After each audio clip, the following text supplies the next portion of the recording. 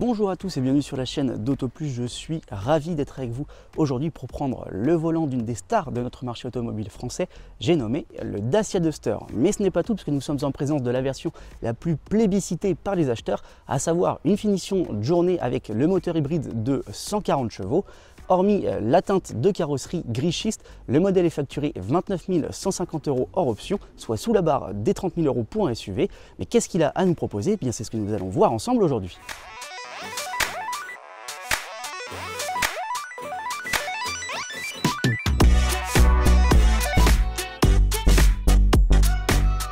Niveau look extérieur, ce Duster, vous commencez à le connaître, mais la finition de journée ajoute quelques touches supplémentaires pour donner un petit peu plus de cachet au SUV. Les coques de rétroviseur sont teintées de gris mégalithe, une option qui est disponible dès la finition expression mais qui est conservée sur journée. En revanche, ils sont rabattables et réglables électriquement, en plus de proposer une option de dégivrage. Les vitres arrière sont aussi surteintées et surtout à l'avant, on dispose de feux anti-brouillard qui sont calés directement dans les boucliers. Dernier détail de notre finition de journée à souligner, ce sont ces jantes de 18 pouces qui sont plutôt jolies. Mais sinon, au global, au niveau du look, on retrouve toutes les caractéristiques qui font le charme de ce Dacia Duster. À commencer par le sparkle, c'est la matière qui vient couvrir le galbe des roues, mais aussi les deux imposants boucliers qui est fait à partir de 20% de matière recyclée. On a également un capot qui est très long avec des lignes très puissantes, très fortes. Ça lui donne vraiment cet aspect robuste qui est renforcé en plus par ces barres de toit longitudinales. Et enfin, comment ne pas oublier la signature lumineuse en Y qui fait vraiment que ce Duster il se distingue sur la route.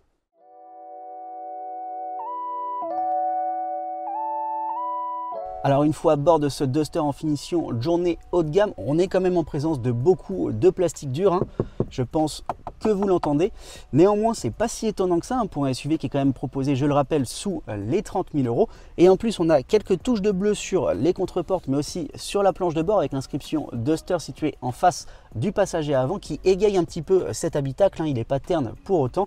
Et en plus, avec cette finition de journée, on dispose de tous les éléments que l'on considère essentiels aujourd'hui sur un véhicule dit moderne. À commencer par l'écran tactile central de 10 pouces qui est plutôt réactif, hein. Il ne faudra pas lui demander la lune non plus pour autant.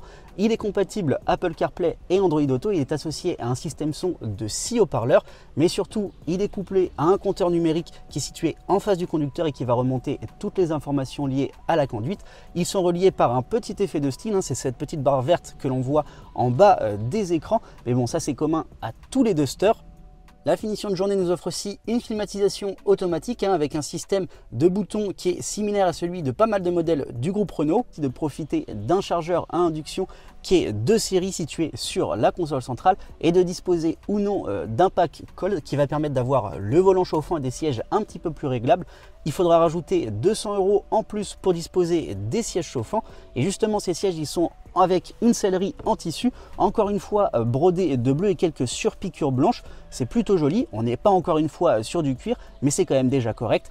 Après sinon en termes de style, on va retrouver les éléments que l'on connaît déjà du Duster, à savoir ces bus d'aération en forme de Y, ce petit passage ici sur les contreportes hein, dont on parlait tout à l'heure qui sont bleutés, des tapis typiques de chez Dacia qui font un petit peu outdoor comme sur la finition extrême. Et sinon on va disposer en termes de rangement de deux porte-gobelets, d'un petit espace situé sous l'accoudoir central, d'une boîte à gants et de quelques rangements encore sur les contreportes. Voilà, je pense qu'on a fait le tour de cette partie avant. On va désormais passer sur la banquette et voir la place qu'il nous réserve. Sans grande surprise, on retrouve les mêmes matériaux qu'à l'avant, à savoir du plastique pour les contreportes et des sièges en tissu.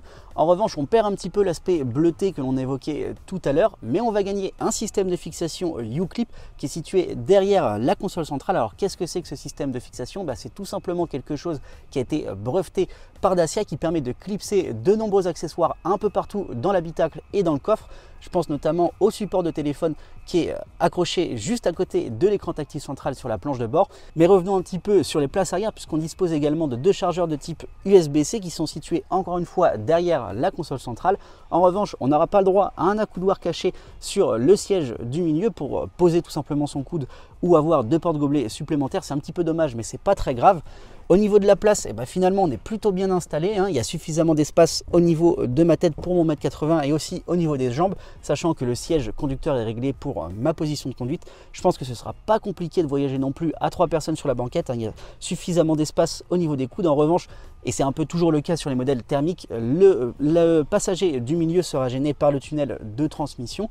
Mais le gros point fort de ce Duster en finition Journey, c'est tout simplement que depuis cette banquette, on peut accéder aux fermetures éclair des housses des sièges avant, donc on peut les retirer assez facilement pour pouvoir ensuite les laver. Ça facilite le lavage de l'habitacle de ce Duster, et on retrouve également les mêmes tapis qu'à l'avant, hein, ces tapis un petit peu outdoor qui sont aussi eux facilement lavables et séchables. Un petit dernier mot sur le coffre avant de prendre le volant. Dans notre configuration, je le rappelle, avec le moteur de 140 chevaux hybride, on dispose d'un volume de 430 litres. C'est le volume le plus faible pour ce Duster. Néanmoins, c'est largement suffisant, d'autant qu'on dispose en plus d'un plancher plat qui facilite le chargement des bagages.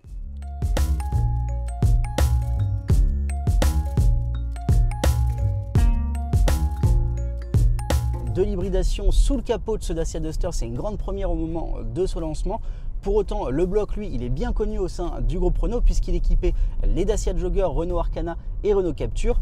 Il associe un moteur thermique 4 cylindres 1,6 litre d'une puissance de 94 chevaux avec un alternodémarreur d'une puissance de 20 chevaux et un moteur électrique d'une puissance de 48 chevaux. Et il est alimenté par une batterie de 1,2 kWh. Alors ça fait pas beaucoup de capacité, néanmoins ça permet quand même au SUV de pouvoir rouler en 100% électrique, notamment à basse vitesse en milieu urbain. Il ne faudra pas compter non plus faire des kilomètres sans dépenser une seule goutte de carburant. Et clairement, à partir du moment où la batterie s'est vidée de presque toute son énergie, le moteur thermique, il vous le fait comprendre, hein, il se montre très bruyant, alors que pourtant la boîte à crabot automatique qui équipe notre modèle est assez douce et assez agréable, hein. C'est vraiment un problème au niveau du bruit du moteur et de l'isolation phonique du véhicule. D'ailleurs, vous aurez le même cas de figure sur les grands axes à haute vitesse, hein. Le moteur thermique il va encore une fois se faire entendre, mais en plus de ça, il sera accompagné par des bruits d'air. C'est un des défauts du Duster par rapport à ses concurrents, c'est qu'en termes d'isolation acoustique, il est un cran en dessous, alors que pour autant, en termes d'agilité et de conduite, il est clairement bon, hein. La plateforme CMFB sur laquelle il repose et qu'il partage avec la Clio ou encore le Captur est vraiment précise. La direction est peut-être un peu souple pour certains, mais pour moi, il n'y a rien de rédhibitoire.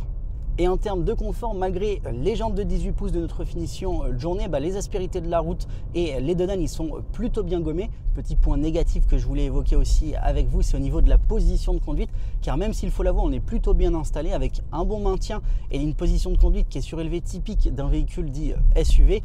On a quand même beaucoup d'éléments qui viennent dégrader la visibilité, notamment le long capot et le pare-brise qui est très incliné. Ça cache un petit peu la vue de ce qu'il pourrait y avoir juste devant soi. Donc pour manœuvrer ou se stationner en ville, ça va être plus compliqué que sur d'autres modèles.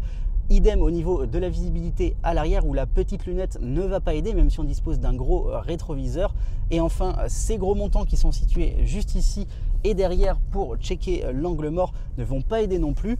Néanmoins, pour se garer, on va disposer sur notre finition Journée d'un pack à 550 € qui permet d'avoir plusieurs caméras, dont une à l'avant, une à l'arrière et deux sur les côtés. C'est un vrai plus, hein, pour le Duster parce que mine de rien, il est quand même assez gros. Et puisque l'on parle des caméras, on va aussi évoquer les aides à la conduite. Le Duster, il est équipé de toutes celles rendues obligatoires forcément par la norme GSR2, même les plus embêtantes, hein. Je pense par exemple à l'alerte de survitesse. Néanmoins, si vous êtes déjà monté dans un modèle du groupe Renault, vous connaissez sans doute déjà le bouton My Safety, qui est un bouton qui permet d'enregistrer vos préférences et en quelques clics de les retrouver à chaque démarrage. C'est plutôt astucieux, il est situé juste à la gauche du volant et c'est très malin.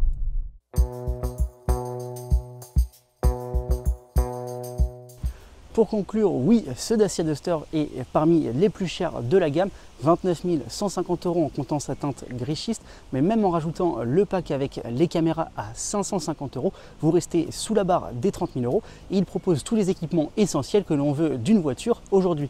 Entre ça et son look de plus en plus sexy par rapport aux anciennes générations, il a véritablement de quoi convaincre les automobilistes. Voilà, cette vidéo est à présent terminée, j'espère qu'elle vous aura plu.